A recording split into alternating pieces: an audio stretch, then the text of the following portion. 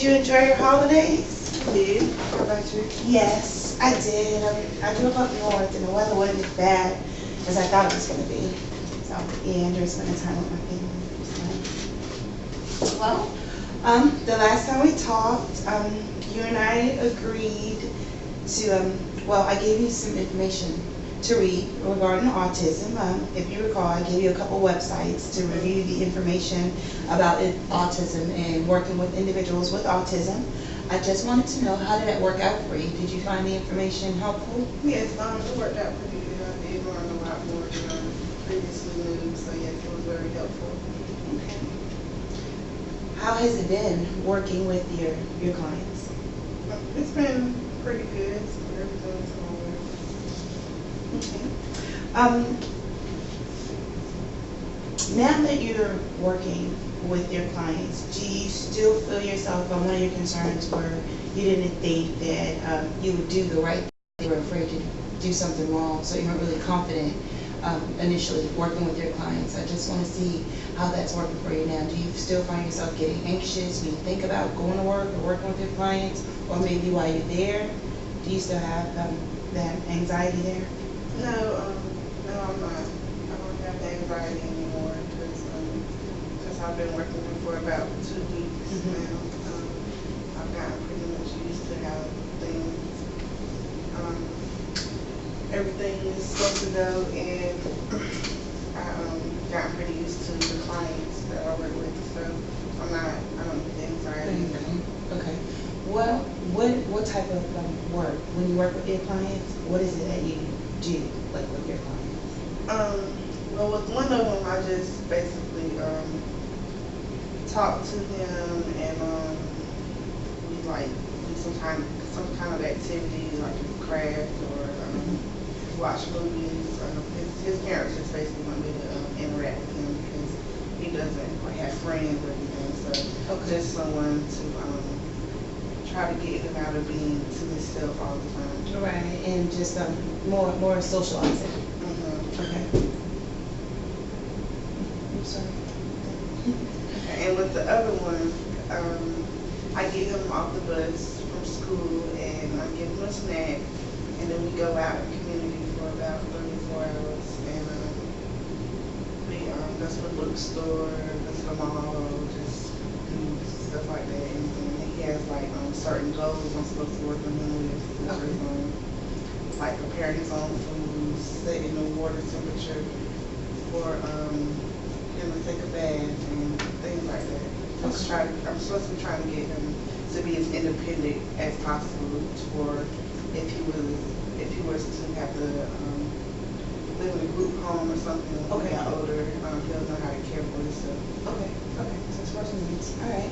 Well, I also did a little bit on autism, research on autism, and I found some information that I want to pass along to you.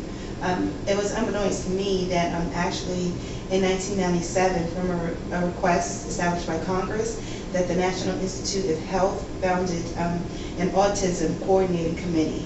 It's designed to enhance the quality, pace, and coordination of efforts at the National Institute of Health to find a cure for autism.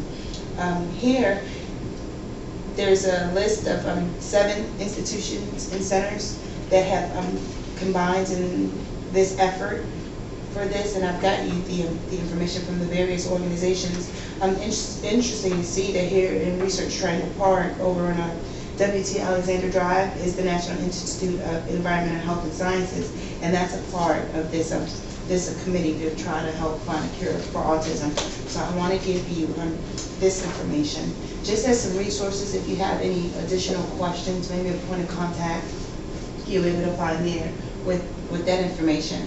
And I also found some information just on autism in terms of social skills. The way in which a person with autism interacts with other individuals is quite different compared to how the rest of the population interacts. You also have 2 clients, and another piece of information that was interesting to me in this is, maybe you can attest to this, I'm not sure, but just because an individual may have autism, that doesn't mean that 2 people diagnosed with autism are the same. or I mean, they can be at different stages or levels of having autism. Are your clients, are they different? How are they different, like in their autism? Do you think one has more special needs than the other, or? Yeah, one of them has behaviors, like like he makes noises and he'll like just do like random things. Okay. And the other one, he's more high functioning, but he doesn't. They both don't really speak a lot. Okay. Well, one of them doesn't speak at all. The other one, he'll say words here or there, and he'll sing songs, and he just does a lot of random, like, Okay. yeah. Okay. But this information here can help you work with your clients. You mentioned that you have a client that it sounds like you have to redirect them. Yeah. Then you have to redirect them to whatever activity you guys are participating in.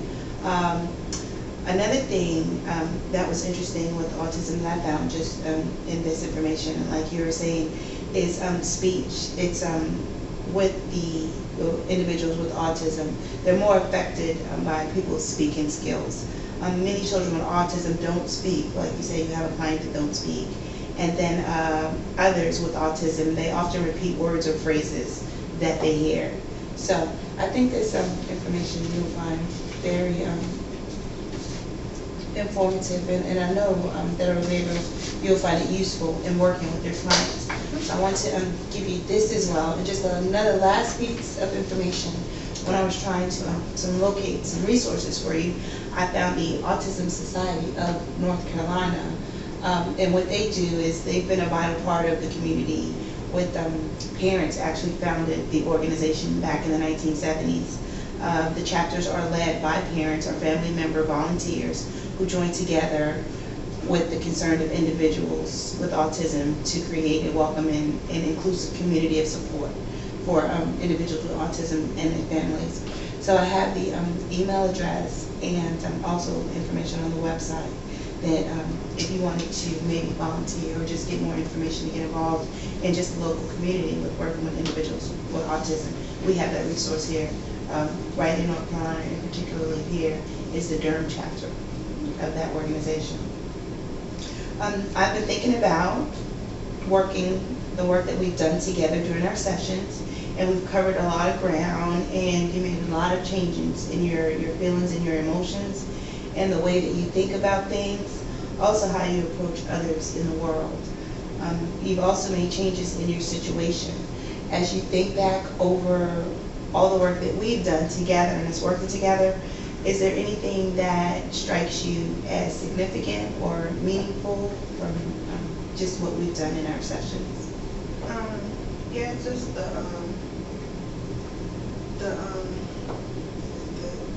education that given me, and also just from my own experience, and just having confidence that I was so worried about like messing up or just having an experience. Okay, so would you say the information, once you actually were to, when you read up on what autism was and individuals working with individuals with autism, so having that as well as your actual experience with working with your clients, you say those would be two things that actually help you gain confidence in your job? Okay.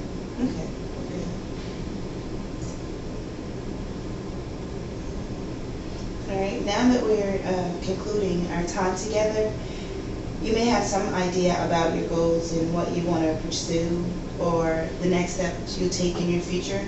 Have you thought about what you'll do next?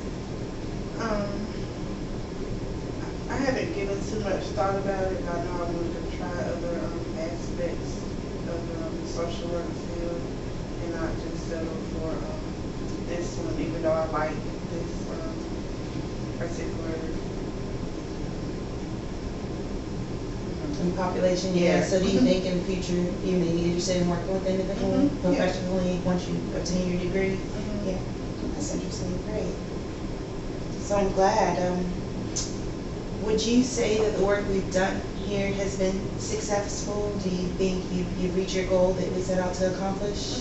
Yeah, I would say that you have, going from not being as confident and having the anxiety and just not being sure whether or not you'd be able to work with individuals with autism only because you weren't familiar with it, to see you go from there to where you are now working with your clients. I'm very proud of you. I would say that we've been successful. I really enjoyed working with you.